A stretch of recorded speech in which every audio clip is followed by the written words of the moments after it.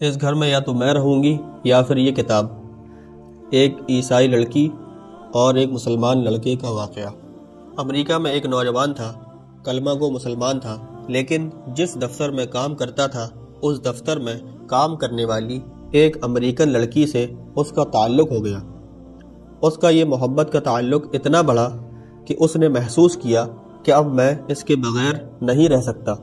چنانچہ اس نے پرپوزل بھیج دیا کہ میں اس سے شادی کرنا چاہتا ہوں۔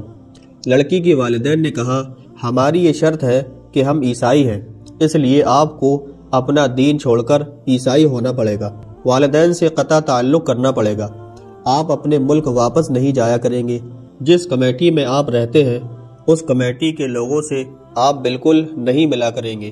اگر آپ یہ تمام شرائط پوری کر سکتے ہیں تو ہم اپنی بیٹی کی شادی کر دیتے ہیں۔ یہ اپنے جذبات میں اس قدر مغلوب الحال تھا کہ اس اللہ کے بندے نے یہ تمام شرائط قبول کر لی۔ ماں باپ سے قطع تعلقی، عزیز و اقارب سے رشتہ ختم، ملک سے رشتہ ختم، جس کمیٹی میں رہتا تھا، جس مسجد میں آتا جاتا تھا وہاں سے رشتہ ختم، حتیٰ کہ اپنا مذہب چھوڑ کر عیسائی بن گیا اور عیسائیوں کے ماحول میں زندگی گزارنے لگ گیا۔ پھر اس نے اس لڑکی سے شادی کر لی۔ مسلمان بڑے پریشان، کبھی کبھی وہ اس کو تلاش کرنے کی کوشش کرتے مگر وہ ان سے ملنے سے کترایا کرتا تھا۔ کہیں پبلک میں مل جاتا تو یہ دور سے ہی راستہ بدل لیتا تھا۔ لوگ بالآخر تھک گئے۔ کسی نے کہا اس کے دل پر مہر لگ گئی، کسی نے کہا مرتد ہو گیا، کسی نے کہا اس نے جہنم خرید لی، کسی نے کہا اس نے بڑا مہنگا سودا کیا۔ جتنے منہ اتنی باتیں۔ اسی حال میں اس کو 4 سال یوں ہی گزر گئے۔ اس کے دوست احباب اس سے مایوس ہو گئے، حتیٰ کہ ان کی یادداشت سے بھی نکلنے لگ گیا اور بھولی بسری چیز بنتا چلا گیا۔ اچانک ایک دن امام صاحب نے مسجد کا دروازہ کھولا۔ یہ نوجوان بھی فجر کی نماز پڑھنے کے لیے آیا، وضو کیا اور مسجد میں صف میں آ کر بیٹھ گیا۔ امام صاحب بڑے حیران، ان کے لیے تو یہ بڑی عجیب چیز تھی۔ انہوں نے نماز پڑھائی، پھر اس سے سلام دعا کی، اس کو اپنے کمرے میں لے گئے۔ انہوں نے محبت پیار سے بٹھا کر ذرا پوچھا کہ آج بڑی مدت کے بعد آپ کی زیارت نصیب ہوئی۔ اس وقت اس نے اپنی حالت بتائی کہ میں نے اس لڑکی کی محبت میں اپنا سب کچھ قربان کر دیا، بہت کچھ میں نے اپنا ضائع کر دیا، لیکن جس گھر میں رہتا تھا میرے اس گھر میں ایک جگہ پر اللہ کا قرآن رکھا ہوا تھا۔ میں جب بھی آتا جاتا میری نظر اس قرآن مجید پر پڑتی تو میں اپنے دل میں سوچتا کہ یہ میرے مولا کا کلام ہے اور یہ میرے گھر میں موجود ہے۔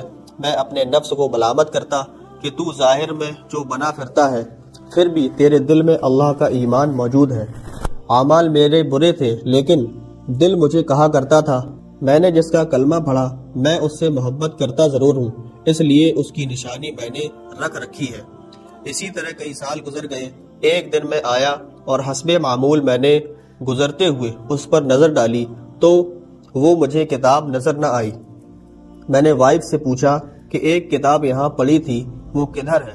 اس نے کہا میں نے گھر کی صفائی کی تھی تو جو غیر ضروری چیز تھی جو استعمال نہیں ہوتی تھی ان سب کو میں نے ٹریش کر دیا، یعنی اس کے ٹکڑے ٹکڑے کر کے کوڑے کے ڈھیر پر پھینک دیا۔ اس نے پوچھا اس کتاب کو بھی؟ اس نے کہا ہاں۔ یہ نوجوان وہیں سے واپس گیا اور جا کر ٹریش میں سے وہ کتاب اٹھا لایا۔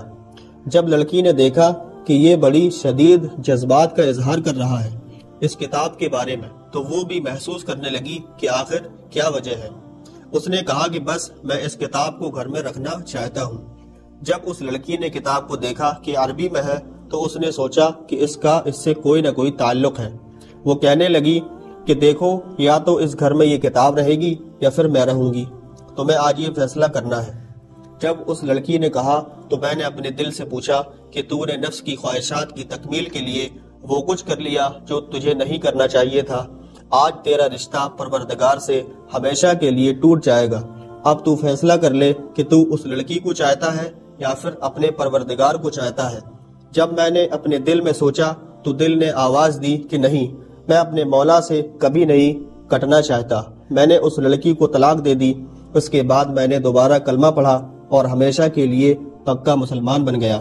اتنا غافل مسلمان ہو کر بھی دل میں اللہ رب العزت کی محبت کا بیج موجود ہوتا ہے، لہٰذا ہمیں کسی کو فسق و فجور میں مبتلا دیکھ کر حقیر نہ سمجھنا چاہیے۔ کیا خبر اس کے دل میں محبت الہی کا بیج اور چنگاری چھپی ہو اور اسے کہاں سے کہاں پہنچا دے۔